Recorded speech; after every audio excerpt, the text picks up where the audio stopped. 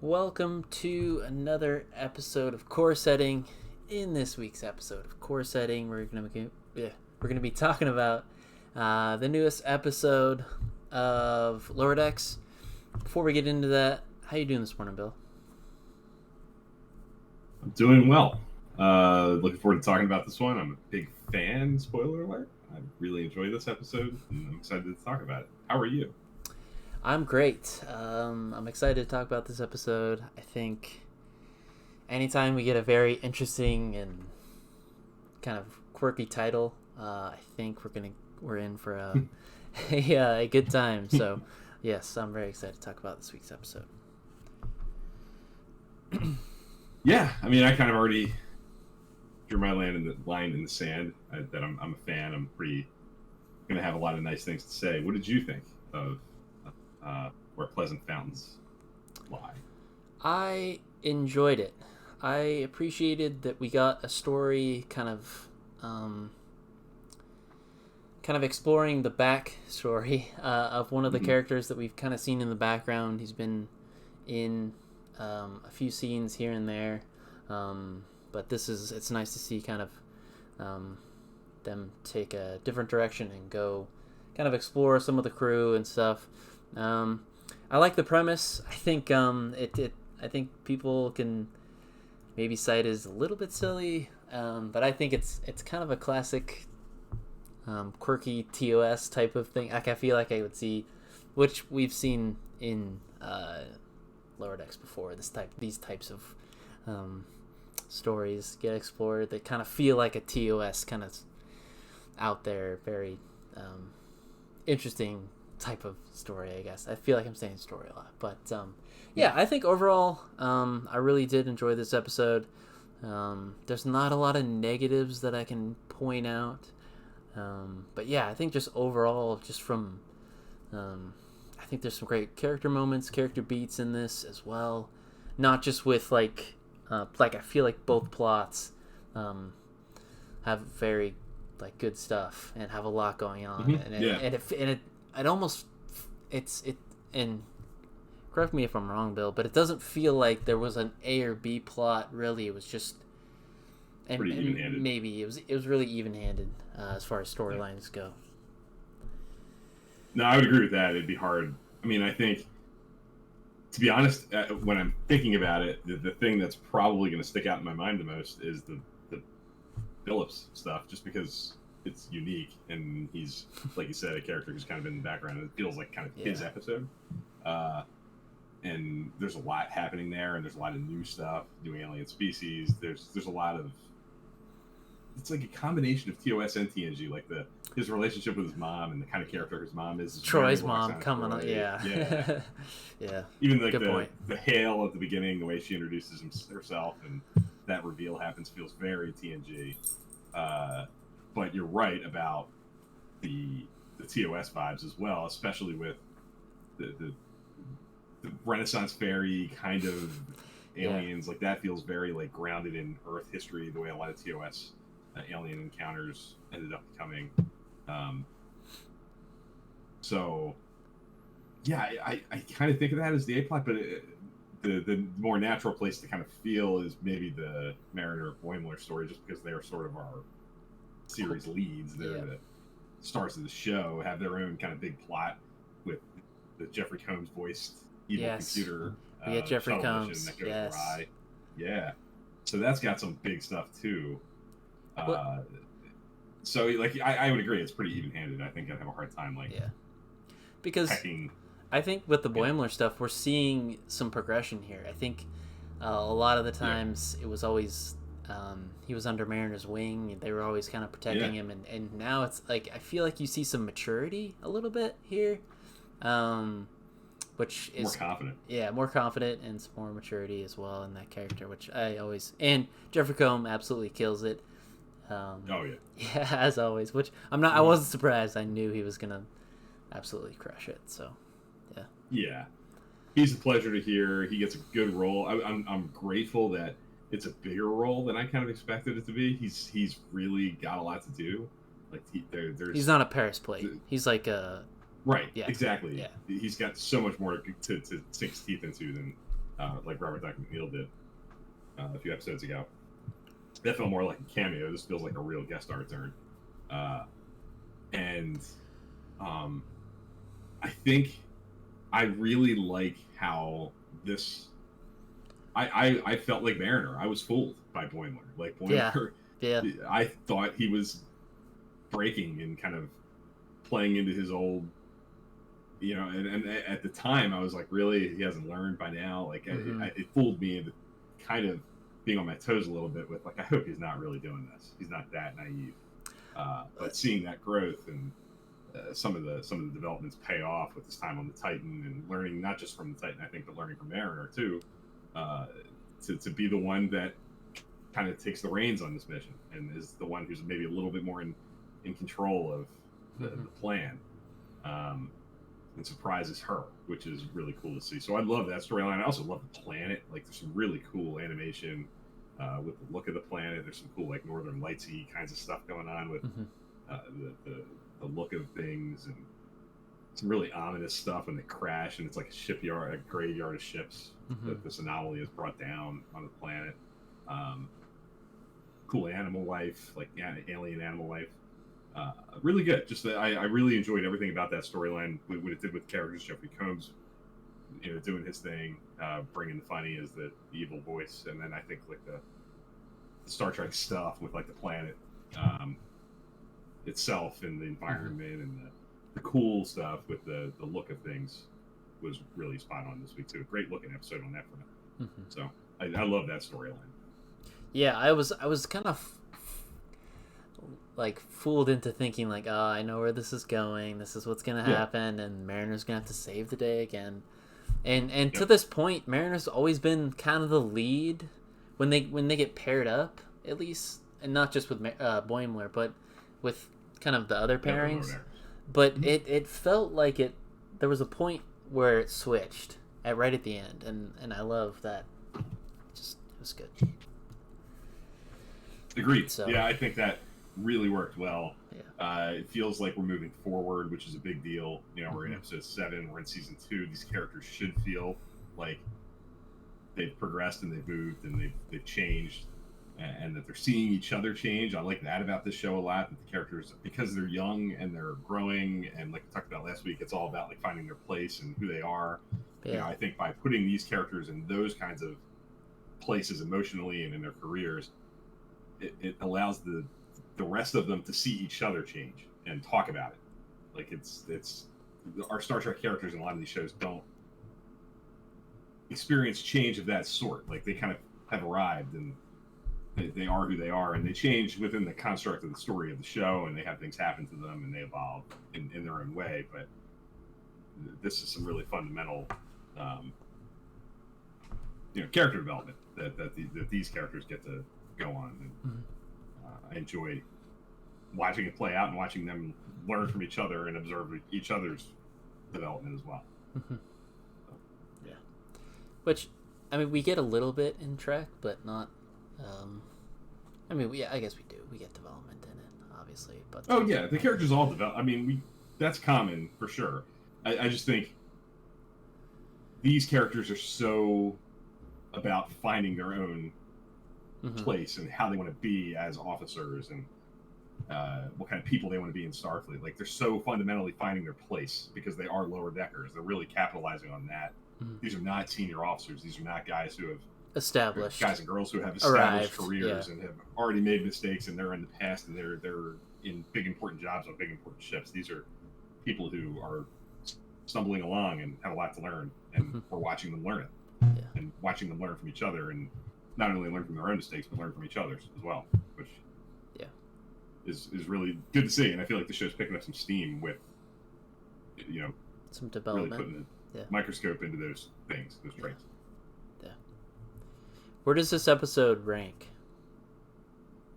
Pretty good. I think it's my second favorite of the season. I don't know that I put it ahead of 5 with Embarrassment of Duplers. I think that's still my favorite. I'd have to, who knows what'll happen with rewatches and time, but this is right there with it. I really enjoy this. I think the Billups story is good. I really enjoyed learning more about him and having a new alien species. Unlike a couple weeks ago or 3 weeks ago now, I think some of the racier humor felt more. I don't know. It just felt more at home in Star Trek for me for some reason. Like it felt more like we've seen alien species who were really laissez-faire about these things before Free we hear flowing. about these things in Star Trek. They're free flowing. Like that's not new. Yeah. Like that's well established that there are species out there and there are cultures out there and there are people out there who are like that.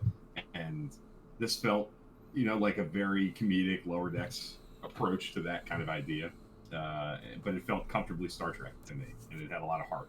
And I like Phillips. Phillips just wants to be an engineer, man. He just wants to be an engineer. He doesn't want to be bothered with all that stuff, and he's doing what he's got to do to make that happen. Yeah. And he's a fun and in one of the things that a lot of these Star Trek shows have done.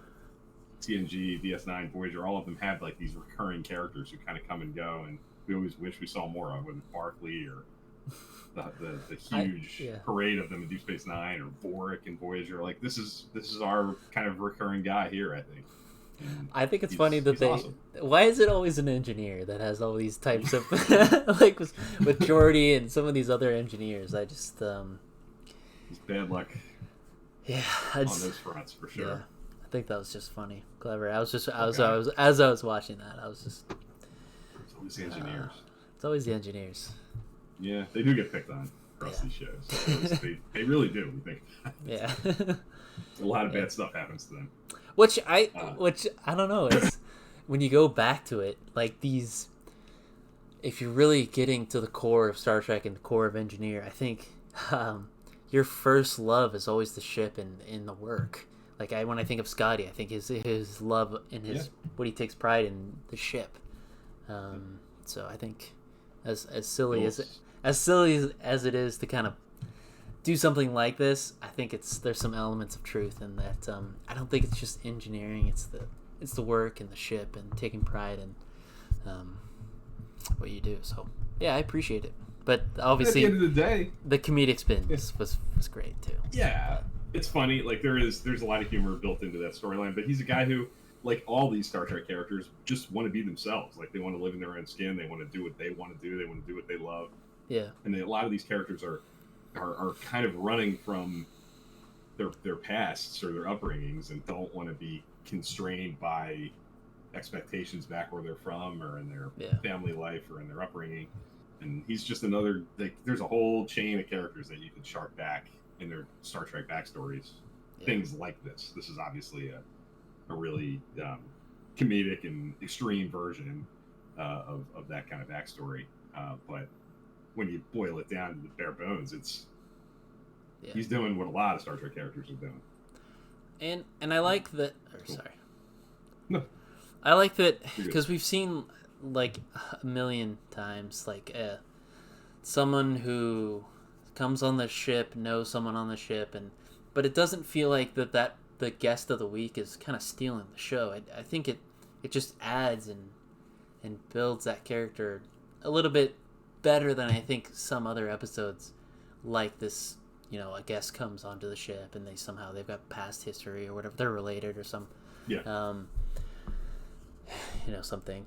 But I just think that it just feels balanced, that that character doesn't really feel too overbearing, or we lose sight of the actual character that we actually know.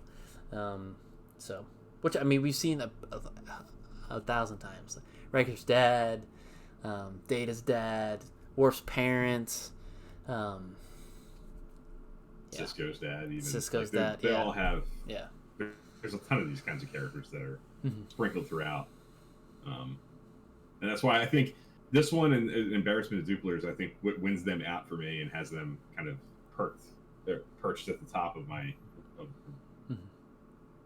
where my affection lies, is that like there's like a Star Trek heart there that is recognizable and comfortable, and heartstring gets pulled for sure.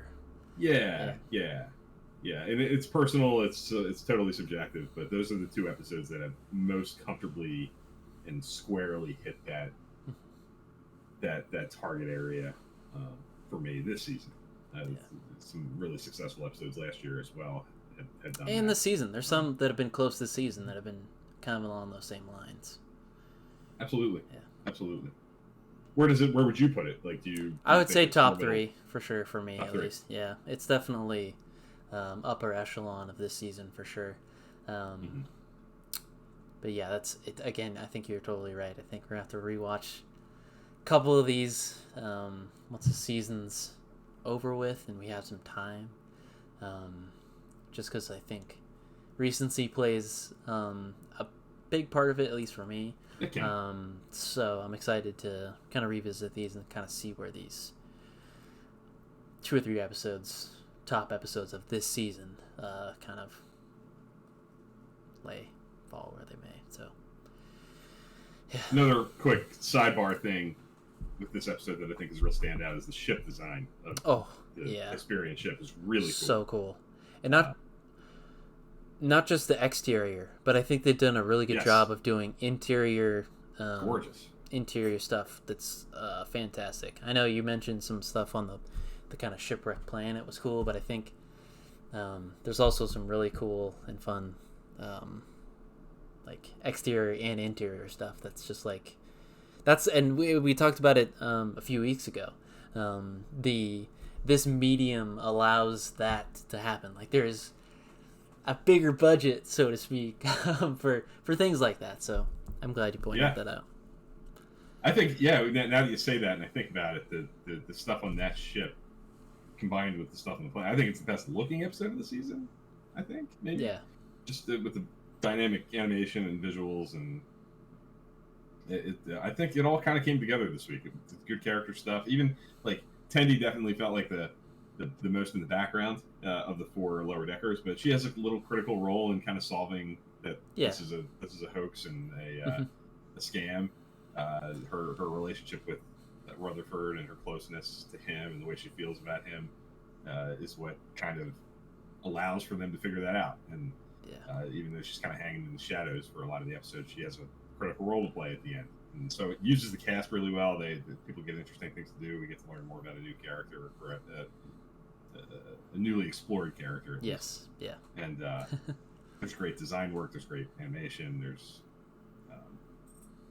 a lot going on. Great guest stars. Even the I don't know who it was. The voice actor who played the Queen.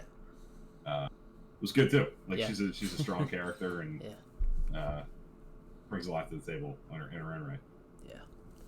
Yeah, just every aspect of this episode. Like like I said at the top of the show, I can't think of because there's guest stars in each kind of storyline. We got Jeffrey Combs and then obviously the Queen, both very solid. So yeah, it's just I can't think of anything really to nitpick. The Jeffrey Combs role is the other thing that felt very TOS. Obviously, the trope of the evil computer that's causing havoc on a planet somewhere is a really classic Star Trek idea.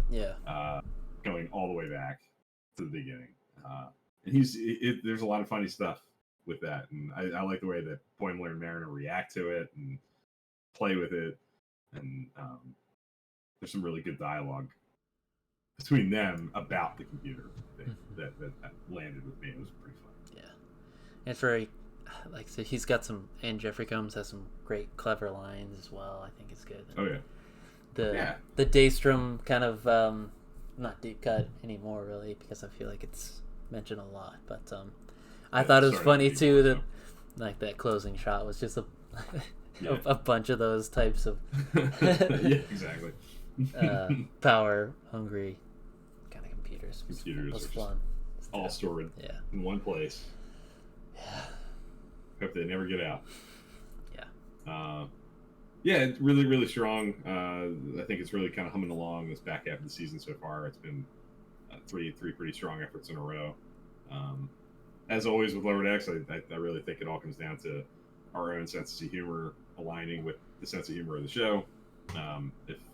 If that happens, it's going to work. If it doesn't, it might feel a little empty, a little flat. And I've found that myself this season with some episodes landed more than others. But this one, totally on the positive side. I was really happy with it. I think that about does it. We did this one. I don't know how long it's been, but it was fairly quick. We like these to be fairly quick. 20 minutes. 20 minutes is perfect. Yeah. I think our ground rule is going to be can't be longer than the episode itself. If we go longer than the episode, we went too long. Lots of great places online to discover all the amazing Easter eggs and references. We don't try to compete with all that. You can go to Trek Core, you can go to Trek Central, you can go to Trek Movie, and all kinds of places on Twitter to find all that stuff. And I'm enjoying consuming all that as much as anybody else does, but we enjoy just venting our most basic reactions, right? Yeah, that's right. That's a goal of Core Setting. If you want a deeper discussion about some Star Trek topics, I think Trek Live is the place to be, but not on just the main show. This week we've got a fantastic topic that I'm really excited about. We'll be back next week with Core Setting to talk about the newest episode of Lower Decks as we kind of wrap up, like Bill said, this season. Getting close. Handful of episodes left. But we will be covering it here on Core Setting, now powered by Trek Live. I thank everybody for watching, and we'll see you guys next time. Thanks, everybody.